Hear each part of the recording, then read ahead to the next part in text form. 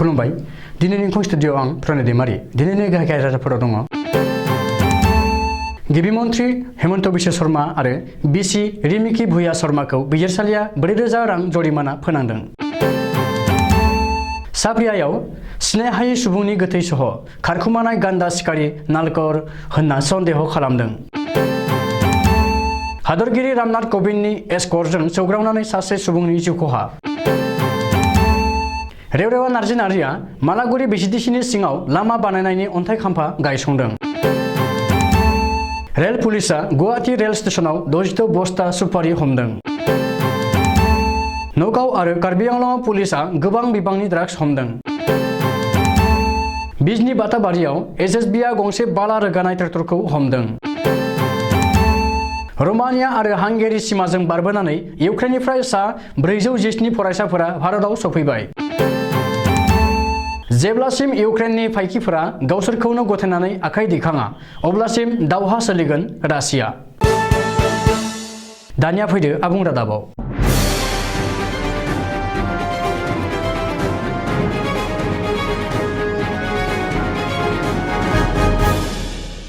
शुक्रबार खालि गिबि मन्थ्रि डक्टर हेमन्त बिश्व शर्मा आरो बिनि बिसि रिमिकी भुया शर्माखौ 4,000 रां जरिमाना फोनांदों कामरुप मेट्र' CJM बिजिरसालिया। समन जारि खालामनायनि उनावबो थि समाव बिजिरसालियाव नुजाथियैनि थाखाय गिबि मन्थ्रि आरो बिनि नखरनि सायाव 4,000 रां जरिमानाखौ फोनांनाय जादों। मिथिनो हानाय बादिब्ला बिजिरसालिनिफ्राय समन जारि खालामनायनि उनावबो हेमन्त बिश्व शर्मा आरो बिसि रिमिकी भुया शर्मा मोना शुक्रबार खालि बिजिरसालियाव हाजिर जायाखै। बेनि थाखाय CJM बिजिरसालिया गिबि मन्थ्रि डक्टर हेमन्त बिश्व शर्माखौ एरेस्ट खालामनो बिथोन होयो।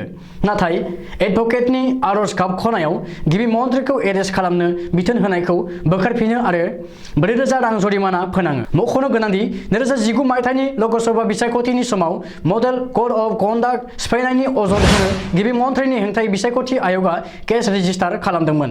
बे केसखौ बिथा खालामनानैनो शुक्रबार खालि फुंनि 10 रिंगायाव कामरुप मेट्र' CJM बिजिरसालियाव नुजाथिनो थाखाय गिबि मन्थ्रिनि हेंथायै समन जारि खालामदोंमोन। नाथाय 10:55 रिंगासिम गिबि मन्थ्रि आरो बिनि एडभकेटआ बिजिरसालियाव नुजाथियैनि थाखाय बिजिरसालिया गिबि मन्थ्रिखौ एरेस्ट खालामनो बिथोन होदोंमोन। बिश्वनाथआव बुरलुंबुथुर दैमायाव सासे सिनाय मोनै सुबुंनि गोथै सह बोखांदों। काजिरङा नेशनेल पार्कनि दिफ्लु हाग्रा मावख' आरो मकबुल हाग्रा मावख'नि गेजेराव थानाय साब्रियायाव बुरलुंबुथुर दैमायाव बोखांनो सिनाय मोनै सुबुंनि गोथै सह। गोथै सहआ सेवग्लिनायनि थाखाय सिनायनो हानाय जायाखै। ओरैहाय बोखांनो हानाय सहखौ पुलिसनि जिम्मानिफ्राय खारखुमानानै थानाय वान्टेड गान्दा सिखारि आजमत आली एबा नालकरनि होननानै सन्देह खालामनाय जादों। साब्रियायाव सिनाय मोनै सुबुंनि गोथै सह बोखांनो हानाय खौरां मोननाय उनावनो पुलिस बिफाना जाथायसालियाव थाङो आरो सहखौ बोखांहैयो। नाथाय बे खौरांखौ सुजुनाय समहालागै बोखांनो हानाय सुबुंनि सहखौ सिनायथिनो हानाय जायाखै। मख'नो गोनांदि वान्टेड आजमत आली एबा नालकरखौ केरालायाव हमनो हादोंमोन। नाथाय पुलिस आरो हाग्रा बिफाना हरनि समाव नालकरखौ लानानै दोनखुमानाय हाथियार आरो गान्दा गंखौ लायनो थांनाय समावनो नालकरा खाबु लानानै दिङानिफ्राय बुरलुंबुथुर दैमायाव बाज्रुमो। आरो बै समनिफ्रायनो वान्टेड गान्दा सिखारि नालकरा पुलिस आरो हाग्रा रैखाथि बिफाननि जिम्मानिफ्राय खारखुमानानै दङमोन। बोकागारआव गिख्रंथाव लामा जाब्रबथाय। भारतनि हादरगिरि रामनाथ कोविन्दनि एस्कर्टजों सौग्रावनानै सासे सुबुंनि जिउ खहा। हादरगिरि रामनाथ कोविन्दआ तेजपुर मुलुगसोलोंसालिनि कनभकेसन हाबाफारियाव बाहागो लानायनि उनाव आसामनि मुंदांखा काजिरङा नेशनेल पार्क फारसे थांबाय थानाय समावनो बे हरखाब जाब्रबथाया जादों। हादरगिरि कोविन्दनि एस्कर्टजों सौग्रावनानै जिउ गोमानाय जाथाया काजिरङा नेशनेल पार्कनि सामलायगिरि मावख'नि साखाथियावनो जादों। जाब्रबथायाव जिउ गोमानाय सुबुंखौ 87 बोसोर बैसोनि रामेश्वर रवि दास एबा भाया होननानै सिनायथिनो हादों। सुलुङाव फोरमायथिनाय बादिब्ला हादरगिरि कोविन्दनि कनभायाव थानाय जोबथा एस्कर्ट गारिजों सौग्रावनानै रामेश्वर रवि दासआ जाथायसालियावनो जिउ गोमायो। रिपर्ट बादिब्ला हादरगिरिया दिनै बागरी रेन्जआव जिप साफारिनि जोहै काजिरङानि समायनाखौ नायगिदिङो आरो दिनै हरसेखौ काजिरङानि गंसे रिजर्टआवनो थागोन। बबेखानि हादरगिरिया गाबोन फुङाव कोहरा रेन्जआव मैदेर साफारिनि जोहै काजिरङायाव बेरायनायनि बाथ्रा। क'क्राझार जिल्लानि गसाइगाव महकुमानि सिङाव थानाय मालागुरि VCDCनि सिङाव थानाय बोलामगुरि गामियाव BTCनि मावफुं सोद्रोमा रेवरेवा नार्जि नार्जिया MGNरेगा बिथांखिनि गोदान लामा बानायनायनि अन्थाइ खाम्फा गायसंदों। मावफुं सोद्रोमा रेवरेवा नार्जिया फोरमायनाय बादिब्ला MGNरेगा बिथांखिनि सिङाव बानायनो लानाय बे गोदान लामानि थाखाय गासै 3,17,652 रां बाजेट लानाय जादों। रेवरेवा नार्जिया दिनै अन्थाइ खाम्फा गायसंना होनायजों लोगोसे बे गोदान लामानि खामानिखौबो दिनैनिफ्राय जागायो। मख'नो गोनांदि बे लामाया जाफुंनायनि लामायाव फैनायखौ ओनसोलनि रायजो राजाफोरा गोजोननाय फोरमायदों आरो दिनै लामा बेखेवनायाव बयबो ग्लोब ग्लोब ओंखारबोनानै हेफाजाब होदों। शनिबार खालि फुंनि समाव गुवाहाटी रेल स्टेशनाव राजधानी एक्सप्रेस आरो कामरुप एक्सप्रेसनिफ्राय रेलवे पुलिसआ सिग्रोमनानै गासै 66 बस्ता गय सुपारि जब्द खालामदों।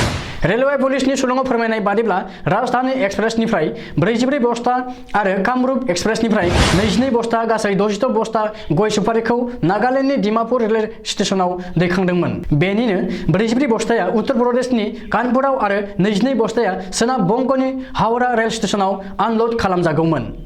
बै हमनानै मोननाय गय सुपारिखौ पुलिसआ बार्मिज सुपारि जागोन होननानै सन्देह खालामदों। नगाव जिल्लानि सामुगुरि राङागरायाव नगावनि एसपि ध्रुव बरानि दैदेननायाव पुलिसआ AS01EQ5878 नम्बरनि गंसे स्विफ्ट डिजायार गारिखौ सिग्रोमनानै 5 लाख रांनि निसा एबा फेहोग्रा टेब्लेट हमनो हादों। लोगोसे बे गारियाव थानाय सानै ड्राग्स फालांगिखौबो एरेस्ट खालामदों।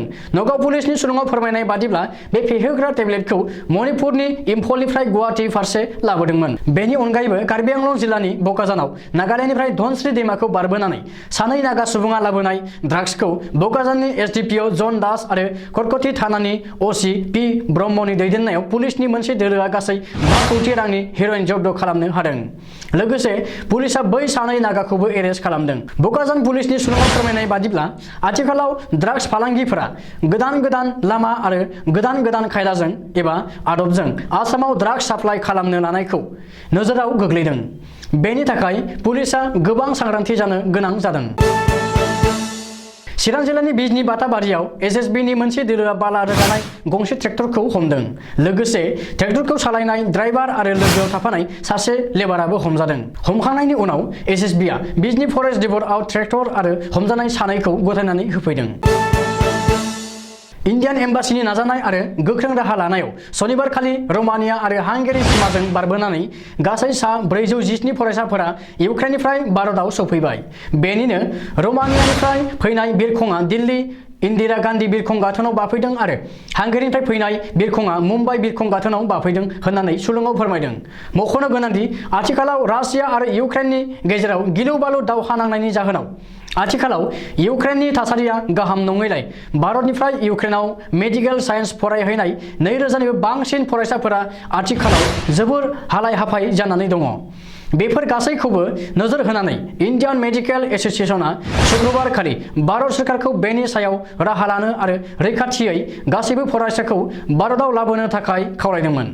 बेखौ साननानैनो शुक्रबार खालिनो बेलासियाव गोदान दिल्लीयाव नरेन्द्र मदिजों दैदेनजानाय बिजेपि सोरखारनि केबिनेट जथुमबो जनाय जादोंमोन। बे केबिनेट जथुमाव जायखिजाया राहाजोंब्लाबो बेसेन नाङाजासे गासैबो फरायसाफोरखौ इउक्रेननिफ्राय रैखाथियै भारतआव लाबोफिननो थांखि लानाय जादों होननानै मिथिहोदों।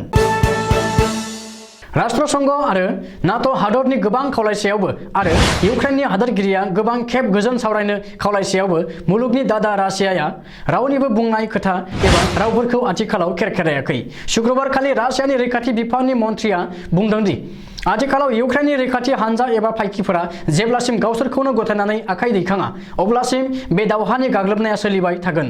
ओजोंहाय रासियानि फायखिफोरा इउक्रेननि मोन 25 नोगोराव मिसाइलजों गाग्लोबनायाव इउक्रेननि हालोदा जोबोर गाज्रिसिन जालांनो हमदों। जानाय लोंनाय, मोब्लिब सिबिथाय, बेंक अफिस आरो गोबां हान्था मेलानि राहाया थुंगेनो हमबाय होननानै मिथिनो मोननाय जादों। बेनि अनगायैबो 90 घन्टानि गेजेरावनो रासियाया गासै इउक्रेनखौनो दखल खालामजोबसिगोन होननानै इउक्रेननि हादोरगिरिया बुंदों आरो संखिखांदों। ओजोंहाय रासियाया बुंदों दि रासियाया इउक्रेनखौ दखल खालामा, इउक्रेनखौ इउक्रेननि रायजो राजायानो खुंगोन। नाथाय सिगाङाव जेरै रासियाखौ दिगदार होबाय थाबोदोंमोन बेबायदि रासियानि हेंथायै गसंनो एबा रासियानि खहा खालामनो सिमां दानुबावथों होननानै रासियानि रैखाथि बिफाननि मन्थ्रिया बुंबावदों। दिनैनि रादाबा एसेनोसै, गोजोन्थों।